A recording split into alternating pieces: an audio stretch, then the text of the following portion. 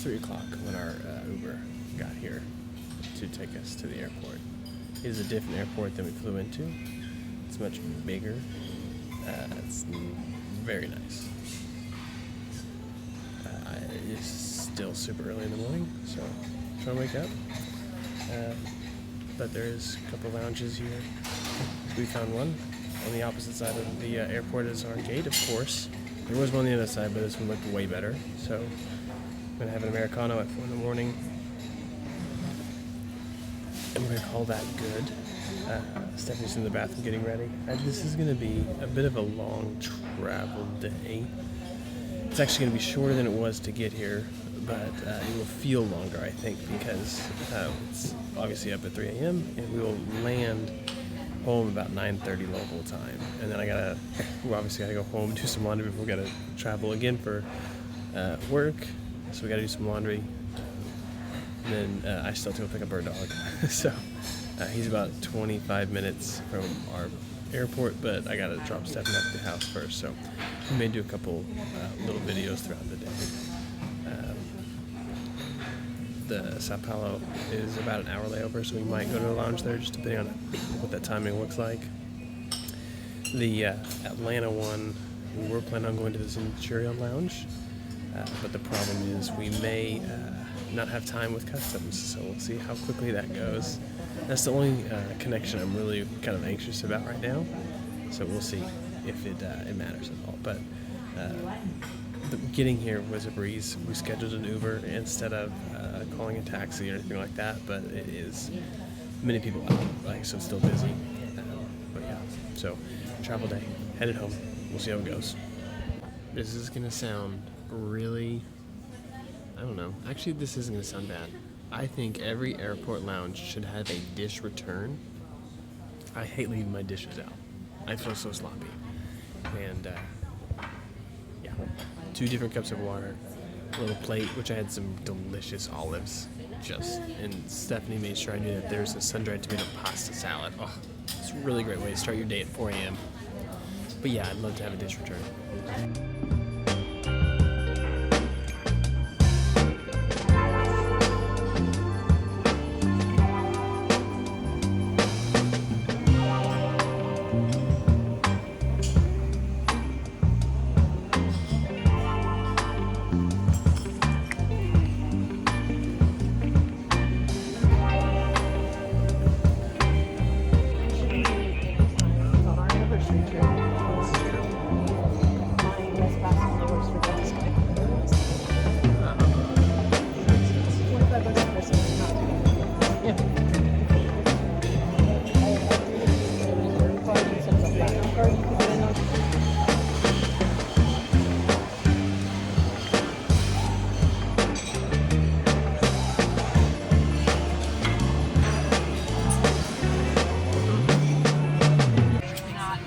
It's the last flight. I have all-day flight here. It looks terrible, but we're gonna make it home. Yes. Yeah, and as a special bonus on our last flight, we didn't get upgraded, but yeah, there's no one in the other seat. no one's going to Kansas City. They just spread out. We already had that extra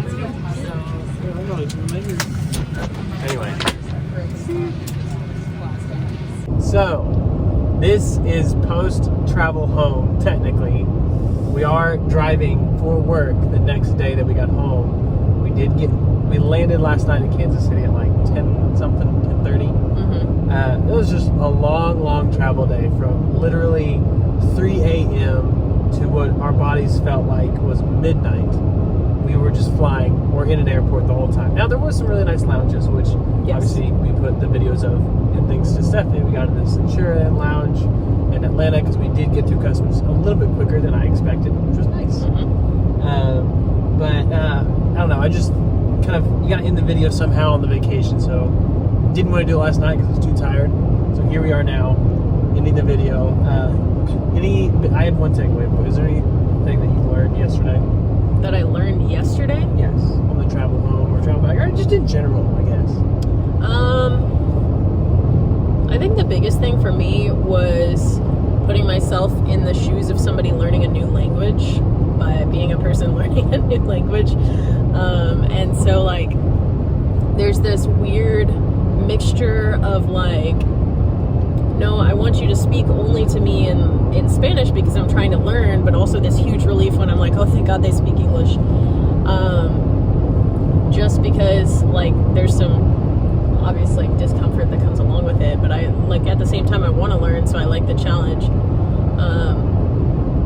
And then also being worried that we were going to get stuck in Brazil, which like is not Spanish or English but Portuguese, and for sure neither of us can speak Portuguese.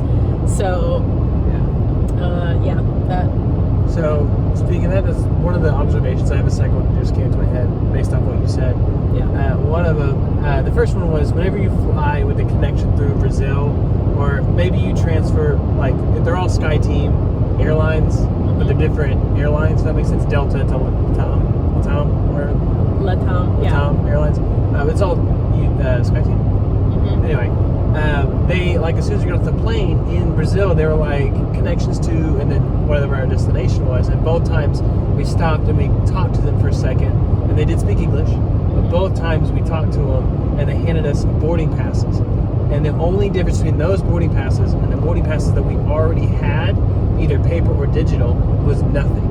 The paper was thinner than the ones I already had, so it was literally a waste of time, and it put us behind the ball. Especially, both times. yeah, especially because we're trying to make our connection right then, and they almost like they make you think you have to stop, kind of, with the way that they like call you out. And I think that's maybe for the purpose of travelers who are confused and maybe don't have their documents and they don't know like where they're going. And to be fair, like we didn't 100% know where we were going, but this wasn't helpful. It wasn't helpful. Next time, if they call you out, if there's something you think you're going to need, and that's the problem, is we were flying through a brand new airport that we hadn't been to in a foreign country to another foreign country, so we're like, well, maybe there is something we need. Either way, you don't need to stop and get it. Just go to the front desk, check in, make sure your boarding pass is the way it should be, and they check your passport, all that kind of stuff. Yeah. And the last thing we've learned, this is probably the last year, or one of the last years, we're going to go with travel Wi-Fi if this other option is available. So a new thing that they started was something called eSIMs, like an eSIM card. And I'm going to look more into this, but I've seen it really work well for people who are traveling. You could use your same phone. You just have like a local phone plan, and it really helps out. I mean, you still Wi-Fi text people long distance, and you call that way, and you can do Wi-Fi calling. But I think for some of the GPS stuff, because this was our worst experience with the Wi-Fi. Travel Wi-Fi was so bad. Oh my gosh. And we've used two companies back and forth a few times, and this was the worst one. Where it wasn't charged right off the bat. This is a third one? This was the second. We've used this one before. Oh. Okay. So that's usually one of the things I do is take care of that part of it, and it was a bad experience across the board. Yeah. So, it was horrible. Yeah. Another thing that we learned was that when you're at a restaurant, the service culture is super different. It's kind of refreshing because they don't necessarily check on you, especially if it's a restaurant that has outdoor seating or something like that. You could just sit down. It's not like they have like a host or a hostess that seats you and determines where you sit or whatever. You just like sit down and someone will come to the table. And then like they don't just check on you throughout the meal constantly. I think I did say this in one other video before, but it's kind of refreshing because you can finish your conversation, you can like hang out, you can relax. Even after your food's done, they're not going to be like pushing you to pay for your check or anything like that. You just ask for it whenever you decide that you want to pay, and you kind of leave whenever you want. They're not trying to clear you out to get somebody else in. So it's really nice. We did make it home. It was a great trip. I mean, it's definitely on my list to go back to. I really, really enjoyed it. Yeah, I want to go back to Buenos Aires for sure. Yeah. So, yeah, vegans. No. Yeah. Lounges make airports a lot better. Even if the lounge is busy, just imagine you don't get the free coffee or the free food, and then you got to sit with everybody else in a food court that's packed and it's uncomfortable, and you got to squish your luggage. I mean, just... Yeah, if you can make a lounge happen, do it. Yeah. So, anyway, thanks for watching. We'll be back again, I guess, in the spring. I don't know yet. We'll see. Probably. I hate that.